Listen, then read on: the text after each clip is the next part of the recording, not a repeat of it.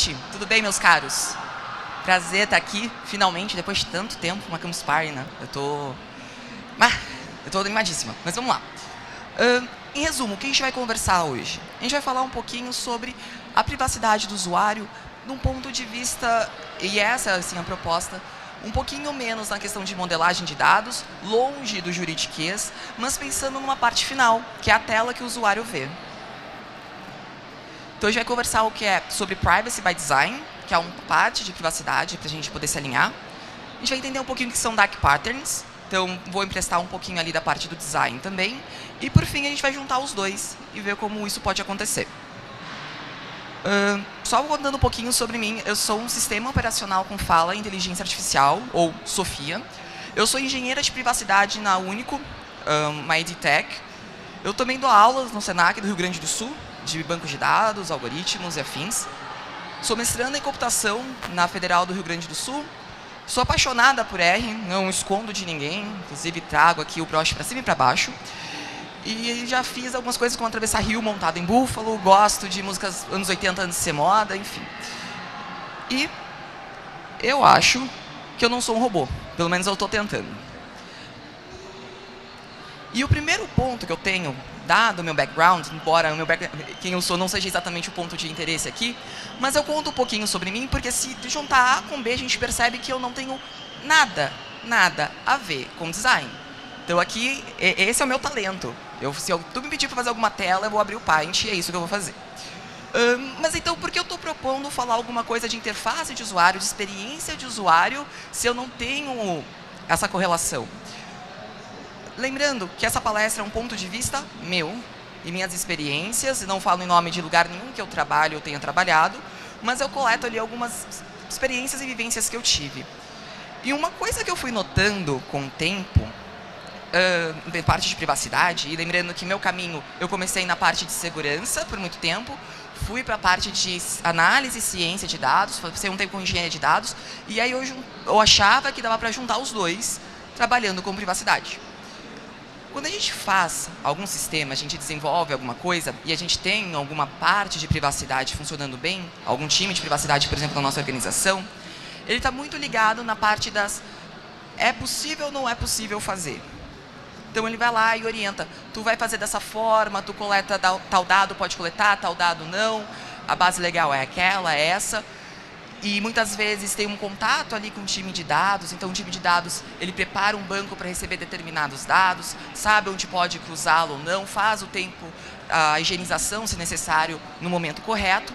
Mas eu comecei a perceber que, quando eu comecei a perceber aqui no sentido, tem um nome, por isso que a gente está conversando sobre isso hoje, comecei a perceber que muitas vezes a gente faz tudo isso, independente de qual seja a nossa área, se a gente é o dev, se a gente é da privacidade, se nós somos a segurança, para locais que segurança e privacidade trabalham juntos, mas ainda assim a gente vai e fere a privacidade do usuário. E como isso vai acontecendo? Uma das pontas para isso é justamente a experiência que ele possui. E é sobre isso que a gente vai conversar. Então é por isso que eu digo, não vim do design, não sou design, mas enquanto uma pessoa que tem um background em privacidade, passado por segurança e dados, eu percebo essa lacuna. E, no fim do dia, essa conversa aqui é um convite para quem é dev, especialmente front-end, parte de design, a pensar como é que a gente lida com a privacidade do usuário. Porque também é uma parte importante, que às vezes a gente não conversa.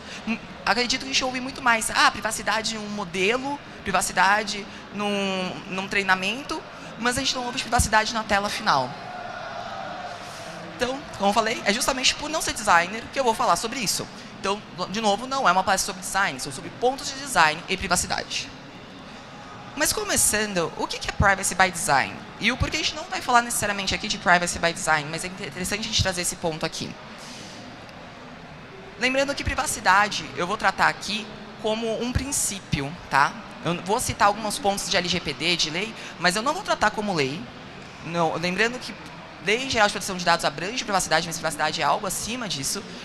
E não vou citar nenhuma referência de GDPR, CCPA, POP, que são as outras possibilidades ali de lei conforme a região. Eu vou falar de privacidade como um princípio, e eu levo isso muito no ponto, porque vamos supor que amanhã não tenha mais uma lei de proteção de dados. Vamos ser honestos, todo mundo aqui gosta de ser respeitado. eu acho a privacidade a materialização do respeito que tu tem com o teu usuário. Tu pode oferecer produto para ele, tu pode oferecer um serviço, tu pode trabalhar com uma modelagem para tentar fazer uma inferência ali, mas tu tem que colocar um limite que não é só um limite. E aí, de novo, até um discurso um pouco sonhador às vezes, não é só um limite numa questão de lei, de regulamento. Eu acho que de humanidade mesmo. Mas é a privacidade em alguns pontos. Primeiro ponto, privacy by design. Isso é bem falado, ou privacidade desde a concepção. O design aí, ele não está no sentido de interface, propriamente dita. Está na ideia que eu vou criar um sistema, vou criar uma modelagem de dados, vou criar alguma coisa. Desde o primeiro momento, eu vou pensar na privacidade do meu usuário. Exemplo clássico. O que é mais privacidade por concepção? Eu vou coletar todos os dados possíveis e depois eu modelo e descubro o que eu preciso? Ou eu coleto necessariamente aquilo que eu preciso? Coletar aquilo que eu preciso é um exemplo de privacy by design. Eu não preciso sair coletando tudo. Eu estudo antes o que eu preciso, faço alguns testes e coleto necessariamente o que for. E o privacy by design, ele também está relacionado na própria legislação, tá? Tem referência na legislação brasileira, para quem eu falei, não vou citar de lei, mas só um ponto. Ele tem previsão na legislação brasileira, como tem previsão na legislação europeia. Então não é uma coisa para bonito. É uma coisa que tu não vê muito do ponto de vista mais humanista, como eu trouxe, dá para ver também no ponto de vista regulatório. E dentro disso, só para alinhar o que eu vou falar de privacidade, falar de privacy by design, para falar que não é de privacy by design que a gente vai falar, a gente vai falar um pouquinho saindo de dark patterns. E o que seria isso? O dark pattern nada mais é do que um truquezinho. E às vezes eu tenho uma sensação que nem é tão intencional assim, mas é um truquezinho que a gente coloca ali para a gente poder desviar a intenção real do nosso usuário. Exemplo clássico de coisas que não funcionam com Dark Pattern. Quando tu coloca, por exemplo, o tradicional sim e não. Sim verde, não vermelho. Mas tu vai lá e inverte a cor. E isso acaba tendo um nudge, um cutucão no teu usuário para que ele clique aquilo que é verde, porque ele está acostumado que o verde seja a permissividade. Então, tu vai lá e trabalha com isso. Então, esse aqui é um exemplo, por exemplo, ficou horrível. Esse aqui é um exemplo do aeroporto de Londres, aeroporto de Luton. Então, se a gente for traduzir isso aqui para uma tela real, o teu agendamento está completo. Clique aqui para claim, pedir de volta os teus 16 euros, os seus 16 libras de cashback, blá, blá, blá. E quando você clicar aqui, tu vai ver que, na verdade, tu vai jogar para um outro site e tu não vai sair desse ciclo. Tu finalizou o processo. Qual que é a ordem que o nosso usuário pensa? Finalizei o processo, botão de saída. Ele não vai clicar e vai continuar finalizar o claim dele. Ele só vai simplesmente prosseguir para uma outra tela, onde vai exigir mais coisas dele e ele não vai terminar o ciclo esperado. Então, esse é um exemplo de Dark Pattern, não necessariamente de privacidade, tá? A gente está falando especificamente do Dark Pattern em si. Um outro exemplo também, e eu acho que isso todo mundo já passou de alguma forma. Tu vai sair do site, tu quer desfazer a tua conta, ou tu quer voltar atrás, e aí tu tem um desativar conta pequenininho, que não dá para ler, escondido sabe-se lá onde, e tu tem um super verde destacadíssimo, não, quero desistir de cancelar minha conta. Ou seja, tu acaba dando ali para o teu usuário muito mais uma sugestão para ele prosseguir. E tu acaba quebrando a questão dele ter a liberdade de escolher o que fazer. Então, isso são exemplos de dark patterns. Eu estou desviando o propósito do meu usuário. E como ele afeta a privacidade, né? Então, vamos realmente começar a falar aqui. A gente estabeleceu o que é privacidade, estabelecemos o que é dark patterns, e em algum momento elas se cruzam. Falando em privacidade, tudo que a gente faz para coletar dado pessoal, e privacidade é sempre referente a pessoas, tá? Então, quando eu vou coletar dados pessoais, que são dados que identificam ou podem identificar alguém, a gente tem que ter uma base legal para isso. Não é eu quero coletar dado. Eu tenho 10 bases legais, por exemplo, no Brasil, que me possibilitam coletar dados. Posso fazer isso, por exemplo, por uma questão de prevenção à fraude. Então, sou um banco, para evitar fraude, eu coleto os dados para saber se tu quem diz que tu é. Ou então, eu vou mandar um e-mail, por exemplo, de e-mail marketing. Às vezes a base legal é um legítimo interesse. Se baseia que, poxa, isso aqui pode te interessar, pode ser relevante para ti. Enfim, cada base tem ali a sua justificativa. No geral, a gente lida muito também com consentimento. O consentimento é a base legal que está mais perto da nossa realidade, enquanto usuário. Sim e não. Quero fazer inscrição nisso, não quero fazer inscrição naquilo. Quero aceitar os cookies, não quero aceitar os cookies. Eu trabalho ali perguntando para o meu usuário o que ele realmente quer. As outras bases me possibilitam, às vezes, coletar dados sem perguntar para o usuário sobre isso, sobre especialmente o consentimento dele. O consentimento não. O consentimento tem que ser inequívoco, explícito, ele tem que ser perfeito. O teu usuário tem que entender o que ele está fazendo ali. E, além disso, junto com o consentimento, a gente tem um princípio em privacidade, e aí citando a LGPD e GDPR, por exemplo, que é a questão da autodeterminação dos dados. Eu tenho autodeterminação no que eu faço. Eu tenho que entender como meus dados são coletados, para onde vão, por que faz, se eu quero, se eu não quero, quais são as consequências. Puxando nesse gancho da autodeterminação, vamos ser honestos. Antes mesmo de começar o exemplo, se eu volto naquela questão do botãozinho de desativar conta e eu não consigo desativar, porque está muito escondido, e o permanecer, eu já estou trabalhando um pouco desvirtuando a autodeterminação do meu usuário. Ele já vai deixar de fazer algo que às vezes ele fala assim, não quero mais essa conta, não serve mais para mim, mas ele vai ali e não consegue encontrar o que está acontecendo. E aí, pessoal, um outro ponto é que times de privacidade são ou deveriam ser plurais. Uma coisa que me chama muita atenção é, qual que é o perfil de alguém que trabalha com privacidade?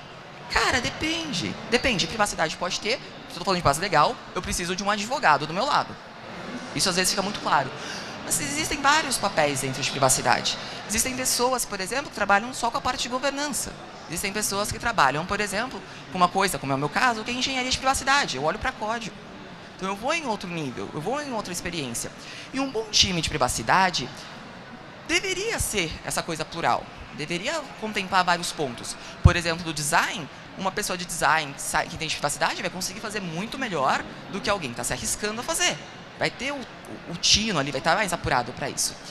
Mas, em geral, o que acontece é que existem times de privacidade poucos plurais. E, normalmente, eles acabam falando, olha, faça isso, faça aquilo, entregam para o time de desenvolvimento, para os devs, depois para o pessoal de design. Eles vão lá, criam, e às vezes o time de privacidade nem vê depois. Ou então, como tem uma sensação de, se o time de privacidade já viu, já deu a chancela, o time de segurança já viu, já deu a chancela, tudo certo, eu posso criar, não estou fazendo nada de errado. E aí é que fica o ponto. Aqui de vocês, quantos são desenvolvedores? Tem alguém aqui que é designer?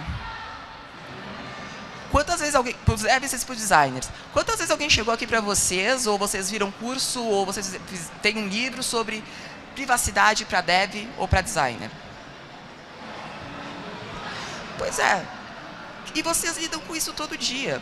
E isso é uma questão que e aí colocando no eu bem pessoal, tá? Eu acredito que às vezes é um pouco da falta de maturidade que a gente ainda tem com privacidade. Porque é um papo também para ter com o desenvolvedor, é um papo para ter com o designer. Não é algo para ficar preso na salinha do jurídico, por exemplo, como acontece em vários lugares. Ou na salinha do compliance ou na salinha da segurança. Daí cada lugar tem a sua experiência que às vezes não tem essa integração. De novo, não estou apontando para nada.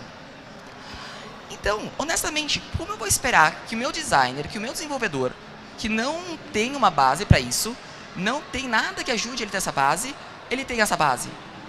Como eu posso esperar que ele faça da maneira apropriada? Então aqui fica até um pouco de disclaimer para os dois lados.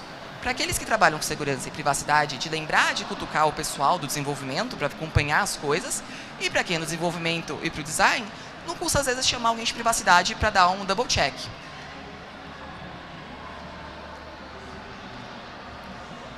E nisso, quando a gente calcula aqui, e eu tinha falado da autodeterminação, então eu já acabei até antecipando, qual que é a tradução de tudo isso que eu estou falando?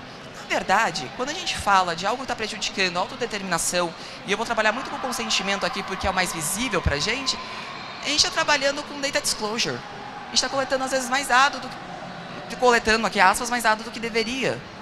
Ou então a gente está entregando para o nosso usuário um problema de privacidade. Então essa é a tradução, assim, juntando os pontos para concretizar o nosso problema aqui, dos vários coxinhas de retalho que eu estou costurando. Exemplos. Esse aqui é da Vice Magazine 2015. 15, salvo engano. Então isso aqui já foi corrigido, tá? Não estou trazendo um exemplo aqui morto. A gente precisa do teu consentimento. Então isso aqui é um clássico. Tu entra no site, consentimento de coleta de cookies, por exemplo. Cookies ajudam a identificar alguém, tá? Então assim, por isso essa preocupação. A gente precisa do seu consentimento. O que tu tem de ponto aqui? Eu aceito e configurar preferências. Aí tu clicava em configurar preferências e tu só tinha a visão do que tinha. Tu não conseguia realmente configurar. Tu não conseguia trabalhar com isso num sentido de eu não aceito ou eu aceito parcialmente. Era eu aceito ou eu aceito no fim do dia. Exatamente o que o usuário teve aqui de autodeterminação. O que o usuário realmente teve aqui de poder fazer a gestão dos direitos dele. Enfim. Ele não teve. E isso aqui, às vezes, a gente faz sem perceber. A gente só coloca eu aceito ou eu não aceito. Por quê? Porque é mais fácil aceitar. Só aceita os cookies. Tá aí. Qual que é a diferença? Um outro exemplo, também pavoroso de cookies. Esse aqui eu não vou falar de onde eu peguei. Foi em um site gringo. Consentimento de cookie. Aceitar todos. Essa é a tua opção. Explicando sobre a questão, por que eu estou falando? Quando o teu usuário fala que ele não vai te dar o consentimento de algo, e ele tem essa liberdade, quando a base legal for essa, tu tem que explicar para ele o que acontece. Então, por exemplo, eu trabalho com consentimento, meu usuário tem que dar consentimento, por exemplo, para ele receber um brinde na casa dele e ele não me passa o endereço. E essa é uma camiseta aqui do evento. Qual que é a consequência? Tu não vai ganhar a camiseta, porque não tenho como te entregar. Mas é uma opção tua poder fazer esse trade-off. Então a gente vê essas questões aqui, trabalhando com Dark Patterns, que não dão a liberdade de fato para o nosso usuário. E outras formas de Dark Patterns? Eu estou falando muito do consentimento porque, como eu falei, é o mais tátil para a gente começar. Mas definições default. Alguém aqui, quando tem alguma definição default, entra depois lá na central de gerenciamento e troca? Cara, eu vou chutar que 90% dos usuários não. Tu já aceita as coisas pré-definidas como são. Então fica claro ali, tá feito aqui a definição e não dá a liberdade para tu poder alterar. Recompensa e punição por questão de coleta de dados. Veja, aqui é um ponto tênue com se tu não me der o consentimento, eu não posso fazer tal coisa. Aqui é literalmente, se tu me der o consentimento, tu vai ganhar um super brinde. Se tu não me der o consentimento, eu vou te excluir de tudo, tu vai ficar... Não é olha, tu não quis me dar o endereço, não posso te mandar a camiseta, mas tu continua usando o serviço. Eu trabalho com extremos aqui, eu vou polarizando a minha situação.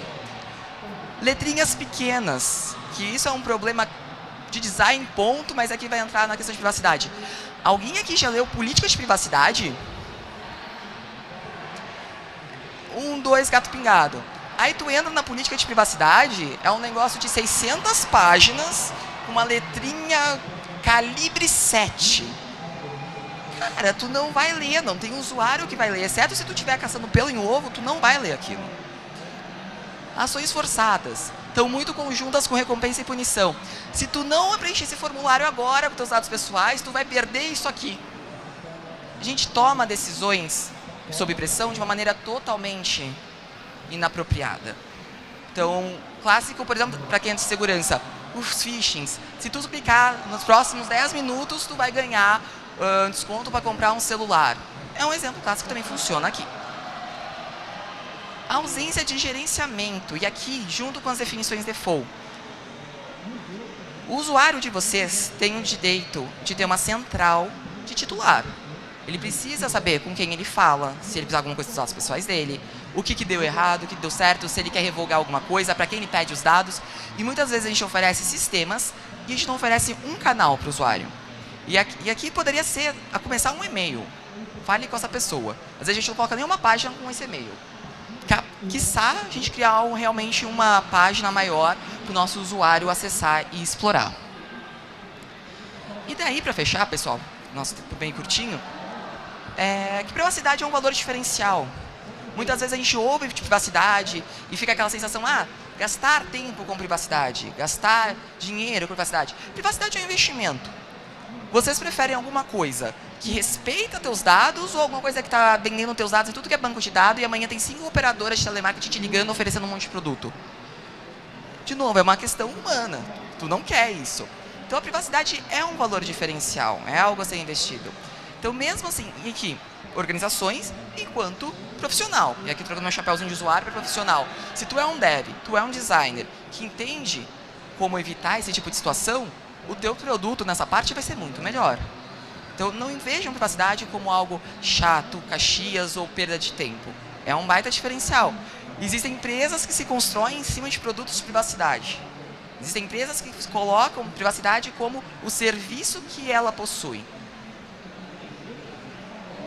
E aí, para quem ficou curioso de quais são os padrões positivos de privacidade, eu trago aqui alguns exemplos legais. Um é o privacypatterns.org. Então, ele tem vários padrões legais para lidar com coleta de dados, para lidar com revogação, compartilhamento, que dá para fazer. Ele dá altas sugestões boas de como fazer de uma maneira apropriada. Então, tudo gratuito, privacypatterns.org. E para quem for especificamente design, front-end, for trabalhar ali com a parte da tela mesmo, a gente tem ícones de privacidade. Então, isso é uma coisa que, por exemplo, que poderia difundir mais. Então, quando eu vejo, por exemplo, um determinado significado, eu sei que é dado financeiro. E, inclusive, tem a versão dele negativa, com os tracinhos de não, que significa que ele não vai coletar. Isso facilita muito para o usuário saber o que é. Muito mais fácil a gente aprender isso e saber, por exemplo, que aquilo ali é um dado de localidade, de localização, do que eu escrever uma letrinha super pequena falando que coleta ou não coleta. Isso aqui é uma coisa, por exemplo, a ser investida ainda, porque não é isso aqui eu trago, mas não é uma prática comum, mas tem espaço para ser. E por fim, não percam o Privacy by Design pelo design, porque muitas vezes tudo está bem feitinho lá atrás. Todo mundo trabalhou e fez a sua parte. O pessoal de privacidade fez a parte deles, segurança fez a parte deles, desenvolvimento fez a parte e tu acaba perdendo valor na tela, na experiência final. Então, tu acaba corrompendo todo um ciclo que foi bem feito. Então, não percam por conta disso. Ofereçam ao usuário de vocês algo extremamente respeitoso. Opa. E aí, só alguns agradecimentos antes de fechar. Vocês, obrigada por terem vindo. Fico muito feliz em vê-los. Agradecer a minha mãe, meu pai, o Frederico. Agradecer a Único, a Federal do Rio Grande do Sul, minha amada URGS. E a Campus Party pelo convite, que é sempre muito, muito bom estar aqui. Eu fico muito feliz mesmo de estar nisso aqui. Obrigada pela atenção de vocês. Qualquer dúvida é só me chamar. E para quem quiser me encontrar aí nas redes sociais, eu acredito que com o meu nome só tem eu. Pode me encontrar pelo Facebook, LinkedIn, Telegram, e-mail, Instagram. Sofia Marchalovitz. Estou em todos, pode mandar mensagem aí, para quem não quiser fazer perguntas às vezes na frente. Certo? Muitíssimo obrigada. Boa noite a vocês, um excelente evento.